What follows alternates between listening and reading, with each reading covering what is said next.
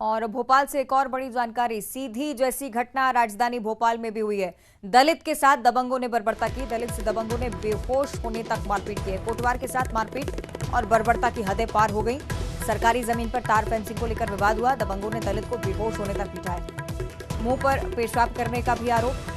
मुख्य आरोपी शेरू मीना आरोपी फरार बताया जा रहा है, जिसका हम नाम बता रहे हैं। सूखी सेवनिया थाना क्षेत्र का एक पूरा मामला है।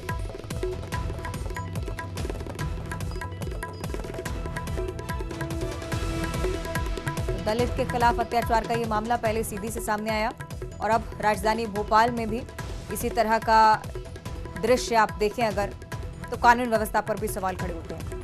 एक बार फिर से दलित के साथ बर्बरता होना सामने आया है। दबंगों ने बेहोश होने तक पीटा। कोटवार के साथ मारपीट हुई। बर्बरता की हदें पार कर दी गई। सरकारी जमीन पर तार फेंसिंग को लेकर मामूली सा विवाद था, जिसमें इस व्यक्ति को बेहोश होने तक पीटा गया है।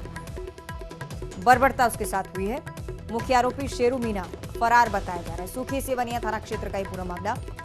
इस तरह के मामले मध्य प्रदेश में अगर लगातार सामने आते हैं तो कानून व्यवस्था पर सवाल खड़े होते हैं। विपक्ष की तरफ से भी निशाना साधा है और जाता है और अब सियासत भरपूर होती है, लेकिन इसके बावजूद कठोर कार्रवाई का असर नजर नहीं आता है। सीधी कांड को लेकर भी हमने देखा कार्रवाई का सिलसिला चला, लेकिन इसके बावजूद बदमाश सबक क्यों नहीं सीखते, ये एक बड़ा प्रश्न। कहाँ खामियां हैं, ये भी एक बड़ा प्रश्न। कुछ तस्वीरें जो इस घटना को बयां करें भोपाल के ये पूरे मामले को लेकर। अब चूंकि मामला उजागर हुआ है तो संज्ञान भी लिया जाएगा, लेकिन संज्ञान लेने के साथ साथ ये जरूरी कड़ी कार्रवाई भी हो। और ज्यादा विस्तार से हम चर्चा करेंगे इससे कि वासु चौरे भोपाल से हमारे साथ लाइव जुड़ चुके हैं। वासु, पहले घटना क्या कुछ हुई, ये विस्तार से बता दीजिए।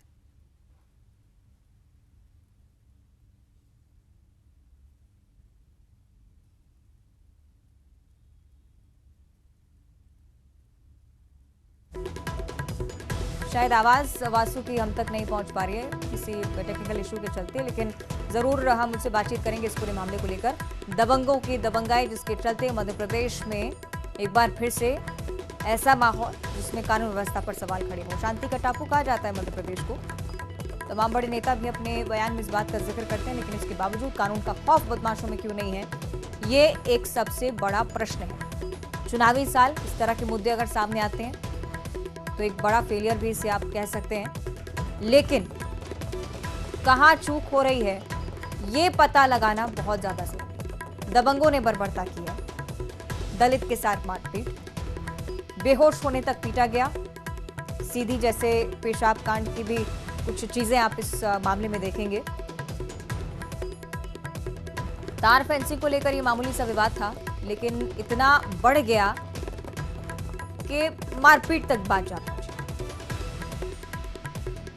किस मानसिकता के साथ इस तरह की घटनाओं को अंजाम दिया जाता है, इस पर भी एक सवाल है। कैसे एक मनुष्य दूसरे मनुष्य के साथ ऐसा कर सकता है, किस तरह की ये बर्बरता है। मनोदशा को लेकर भी कई बार सवाल उठाए गए। कानून व्यवस्था से भी पूछने की कोशिश की आखिर क्यों इस तरह के मामले सामने आ रहे हैं, लेकिन इसके बावजूद कोई ठोस जवाब न सामने आता है, ना ही कोई ठोस कार्रवाई आप देखते हैं। अगर होती तो इस तरह के मामले रिपीट ना होते। सरकारी जमीन पर तार फेंसिंग को लेकर जो विवाद हुआ इतना बढ़ा कि मारपीट होने लगी। मारपीट के साथ साथ सीधी पेशाब कांड जैसी बर्बरता इस व्यक्ति के साथ। लगातार हैरान कर देने वाली घटनाएं सामने आ रही हैं। लोकेशन भी आप देखिए, पहले सीधी और अब सीधे राजधानी भोपाल से इस तरह का मामला है। बहुत जरूरी हो जाता है कि संज्ञान इस पूरे मामले पर लिया जाए, सख्ती से कार्रवाई हो, नजीर साबित हो ऐसी कार्रवाई, जिससे आगे इस तरह के मामले रिपीट ना हो। लेकिन इसके बावजूद मध्य प्रदेश में एक बार फिर से एक ऐसी घटना आती है जो शर्मसार कर देने वाली है। ना सिर्फ इस घटना को लेकर दुख, बल्कि मध्य प्रदेश का भी नाम खराब होता है, ये भी आप बहुत अच्छे से समझ सकते हैं। सही कि वासु का एक बार फिर से हम रुख कर लेते हैं। वासु, विस्तार से जानकारी इस पूरे मामले पर।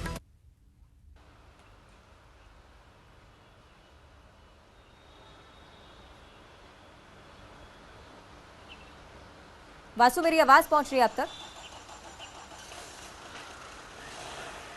जी बिल्कुल अवंतिका, देखिए भोपाल से ये बहुत हैरान कर देने वाला मामला जो है वो सामने आया है। चौपड़ी कला गांव जो है भोपाल का, वहां का ये मामला बताया जा रहा है। सूखी सेवनिया थाना क्षेत्र यहाँ पर लगता है और एक दलित युवक के साथ दबंगों ने मारपीट की है। जो युवक है वो ग्राम का कोटवार भी है और तार फेंसिंग को लेकर ये पूरा विवाद हुआ था। जिसके बाद जो दबंग युवक हैं उन्होंने इतनी बेरहमी के साथ जो कोटवार है उससे मारपीट की कि वो बेहोश हो गया। इसके बाद उसे रस्सी से बांधकर करीब 7 से 8 किलोमीटर दूर स्थित एक मकान तक ले जाया गया। वहां पर उसके साथ फिर से मारपीट की और जब वो बेहोश हो गया तो उसके मुंह पर पेशाब की गई। ये पूरा जो घटनाक्रम है वो निकलकर सामने आया और ये तमाम जो आरोप हैं वो अपने आप में बेहद गंभीर हैं और एफआईआर जो दर्ज की गई है उसमें ये सारी बातों का जो जिक्र है वो किया गया है। शेरू मीना इस पूरे मामले में मुख्य आरोपी बताया जा रहा है और उसके साथ 3 से 4 उसके सहयोगी भी थे। पुलिस की अगर माने तो 3-4 लोगों की इस पूरे मामले को लेकर गिरफ्तारी हो गई है, लेकिन मुख्य आरोपी जो है वो अब भी फरार बताया जा रहा है, जिसकी तलाश में पुलिस जुटी हुई है। कांग्रेस ने इस पूरे मामले को लेकर सवाल खड़े किए हैं। कांग्रेस का कहना है कि जो मुख्य आरोपी है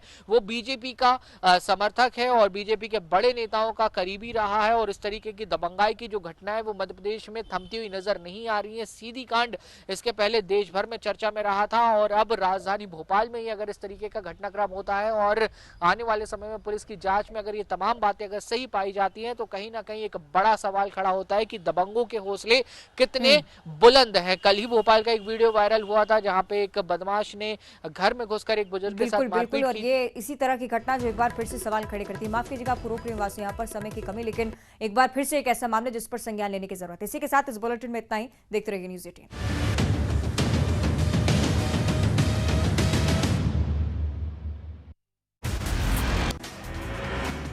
लाडली बहनों ने खातों में चौथी किस्त जारी की। ग्वालियर में सीएम शिवराज ने राशि ट्रांसफर की विकास की सौगात दी। ग्वालियर को सीएम ने 387 करोड़ रुपए की योजनाओं की सौगात दी। 23 कार्यों का शिलान्यास और लोकार्पण।